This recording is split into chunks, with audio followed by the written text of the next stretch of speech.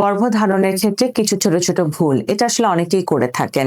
যেমন ধরুন যে মাসিক রেগুলার হচ্ছে না, এটিকে অনেকে হয়তো পাত্তাই দিচ্ছেন না। অথচ একটি গর্ভধারণের জন্য মাসিকটা রেগুলার হওয়া অত্যন্ত জরুরি। আপনি হয়তো ডায়াবেটিস কিংবা হাইপারটেনশন এর পেশেন্ট, সেটিকেও আপনি পাত্তা দিচ্ছেন না। অনেক সময় অনেকে মনে করেন যে প্রেগন্যান্সি হতে গেলে শুধু যিনি নারী বা মহিলা আছেন তার দিকে আসলে খেয়াল করতে হবে বা তার কোনো সমস্যা আছে কিনা ইভালুয়েশন করতে হবে। কিন্তু মনে রাখবেন যে একটি প্রেগন্যান্সি হতে গেলে স্বামী স্ত্রী উভয়েরই কিন্তু সমানভাবে কন্ট্রিবিউশন করতে হয়। সেক্ষেত্রে যখন আমরা ইভালুয়েশন করব কিংবা চিকিৎসকের কাছে আসবো, হাজব্যান্ড ওয়াইফ বোথ দুজনকেই আসলে আমাদের ইভালুয়েশন করা দরকার। অনেক সময় রাতে ঠিকভাবে ঘুম হচ্ছে না, অত্যন্ত কাজের চাপ নিচ্ছেন কিংবা ক্যারিয়ারের প্রয়োজনে আজকে নয় কালকে, কালকে নয় পরশু করে হয়তো বছরের পর বছর পার করে দিচ্ছেন, প্রেগন্যান্সি নিচ্ছেন না। সেই জায়গাগুলোতে আসলে আমাদেরকে একটু অ্যাড্রেস করতে হবে এবং দ্রুত আসলে সেগুলোকে যেন আমরা ওভারকাম করতে পারি সেটাকে আসলে ঠিক করতে হবে। অনেকে আসলে কবে ফার্টাইল পিরিয়ড বা কখন ওভুলেশন হন এটি হয়তো জানেন না। সেটি আসলে একটু পারফেক্টলি আমাদেরকে চিহ্নিত করতে হবে। কারণ যাদের রেগুলার মেনস্ট্রুয়েশন হয় আমরা বলি যে আপনার ওভুলেশনটি হয়তো ১৩, ১৪, ১৫ তম দিন যেকোনো দিন হতে পারে।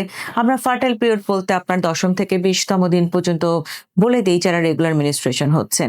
ইরেগুলার মেনস্ট্রুয়েশন যাদের হচ্ছেন তাদেরকে মেনস্ট্রুয়েশনকে কিন্তু রেগুলার করে নিতে হবে। অনেকে সেক্সুয়াল ফ্রিকোয়েন্সির জায়গাটিকে আসলে ইগনোর করেন যে হ্যাঁ, ১ মাস ২ মাস চেষ্টা করলাম আবার ৪-৫ মাস আমরা গ্যাপ দিচ্ছি। তারপরে আসলে আবার চেষ্টা করছি। এক্ষেত্রে একটা কথা আছে সেটা হচ্ছে যে রেগুলার টানা আসলে চেষ্টা করার পর যদি আপনি ফেইল করেন, সেক্ষেত্রে কিন্তু আপনি ইনফার্টিলিটির পেশেন্ট হিসেবে প্রতিপন্ন হচ্ছেন। এভাবে যদি আমরা ফ্রিকোয়েন্সিটাকে মেইনটেইন না করি, সেটিও একটা আসলে সমস্যার কারণ হতে পারে। অনেকে সেক্সুয়াল ইন্টারকোর্সের সময় ডিফিকাল্টি ফেস করেন। হাসব্যান্ডের সাইড থেকে অথবা ওয়াইফের সাইড থেকে। অনেক সময় আমরা দেখি যে অনেকে আমাদের কাছে অভিযোগ করেন হয়তো তিনি অনেক বেশি শুষ্কতা বা ড্রাই ফিল করছেন অথবা কোনো ধরনের পেইন ফিল করছেন, সেটাকে আসলে ইগনোর করার কোনো উপায় নেই। সেটাকে আসলে আমাদেরকে নিতে হবে অত্যন্ত প্রয়োজনীয়তার সাথে এবং সেটার ট্রিটমেন্ট প্রয়োজন আছে।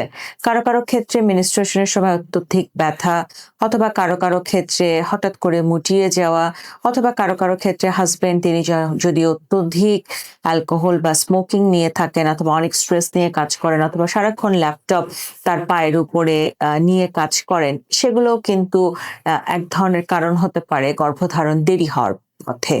অতএব সেই জায়গাগুলোকে অ্যাড্রেস করে যারাই আসলে দ্রুত প্রেগন্যান্সি চান, আমরা বলব যে এই নিয়মগুলো মানার যেমন প্রয়োজনীয়তা আছে, আবার কি কারণে ডিলে হচ্ছে সেটাকে চিহ্নিত করে সেটা সমাধানের পথও আমাদেরকে খুঁজতে হবে। আপনাদের সবার জন্য থাকছে শুভেচ্ছা ও শুভকামনা।